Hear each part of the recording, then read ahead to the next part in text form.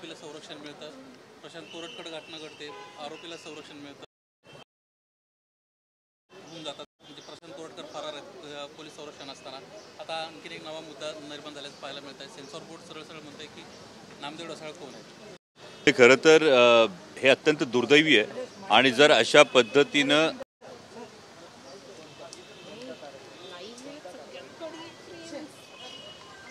अत्यंत दुर्दैवी आहे. साची विधानं करायची, ही विधानं केल्यानंतर छत्रपती शिवाजी महाराज विधानं करायची, त्यानंतर पळवाट काढायची, हा आर्टिफिशियल इंटेलिजन्सनी मॉर्फ केलेला असं सांगायचं आणि मग पुन्हा पळवाट काढायची.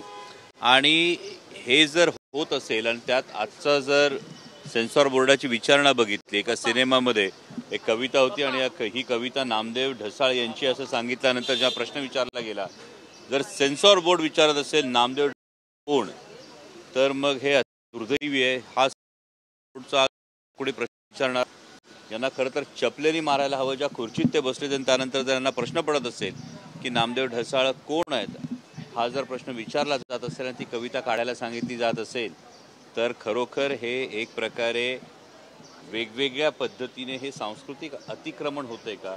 हे सांस्कृतिक नॅरेटिव्ह महाराष्ट्राचं जे एक बहुरंगी सांस्कृतिक नॅरेटिव्ह आहे, हे पुसून एकाच अंगानं जाणारा सांस्कृतिक नॅरेटिव्ह देण्याचा प्रयत्न होतोय का, हे अनेक प्रश्न या निमित्तानं उपस्थित होतात. पण सातत्यानं अशा लोकांना पोलीस संरक्षण दिलं जातं, ह्याला राजाश्रय म्हणावा लागेल का.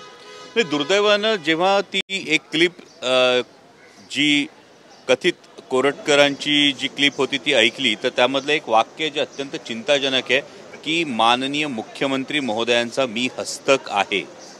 पुढची सगळी वाक्य जी आहेत त्याच्या आधीचं हे जे वाक्य आहे, हे वाक्य अनेकांच्या खरं तर मनात अनेक शंका निर्माण करणार आहे. जर अशा पद्धतीनं हे होत असेल तर मग माननीय मुख्यमंत्री महोदयांची सरकारची एक नैतिक जबाबदारी निर्माण होते आणि या नैतिक जबाबदारीला सरकारनं जागायला हवं अशी आमची भावना आहे. राज्याचा अर्थसंकल्प आता जाहीर होणार आहे.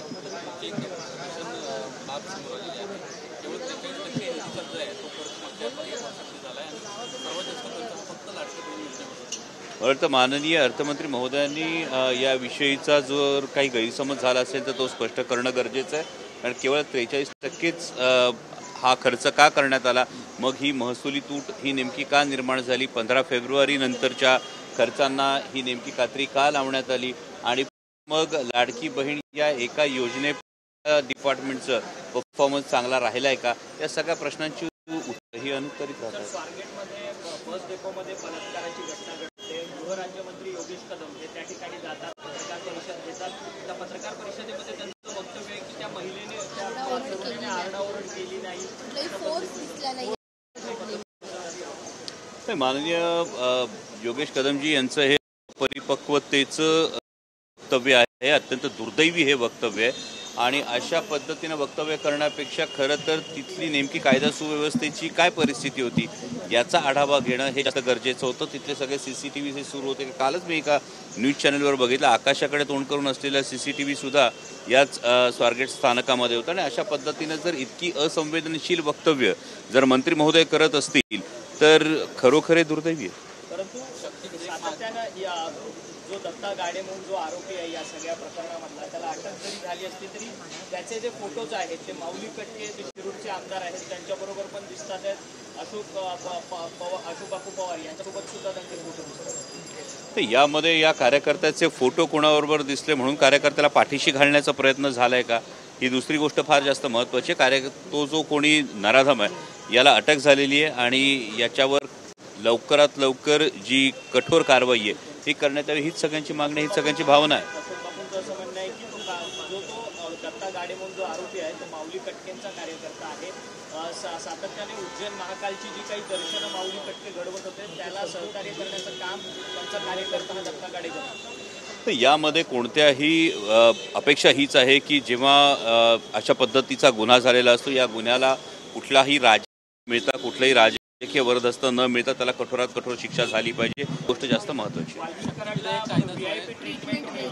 आरोप जो आहे तो संतोष देशमुख यांच्या कुटुंबियांनी लावलेला आहे.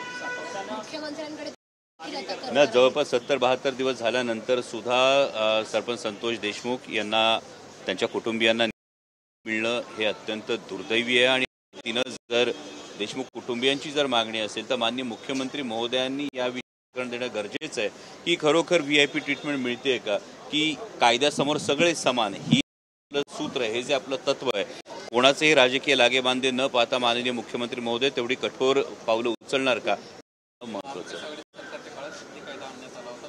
विधानसभा पक्ष दोन्हीकडे मंजूर झाला. 4-4.5 वर्षापासून केंद्राकडे तो कायदा पडून आहे. आता तो कायदा मागे घेण्याचे निर्देश देण्यात आल्याची एक बाब समोर येताना पाहायला मिळते. नाही, याविषयीची मी डिटेल माहिती घेतो आणि त्यानंतर त्याविषयी बाळासाहेब आजचे जे मागे आहेत त्यांचं एक अत्यंत महत्त्वाचं विधान की मी मारल्यासारखं करतो तो रडल्यासारखं कर, असं फक्त सुरस आणि एकमेकांच्या संदर्भात करतात. कारण की या दोन्ही नेत्यांचे जवळ 20 वर्षांपासूनचे संबंध आहेत आणि अशा पद्धतीचं ऑडिओ क्लिप देखील ते म्हणजे त्यांनी दाखवलं आहे. वाजपेयींनी हे जर विधान केलं की त्यांनी आणखी स्पष्टता द्यावी. त्यांनी फक्त या गोष्टी सांगून बाजूला होऊ नये. ते ज्या पक्षात आहेत त्याच पक्षाचे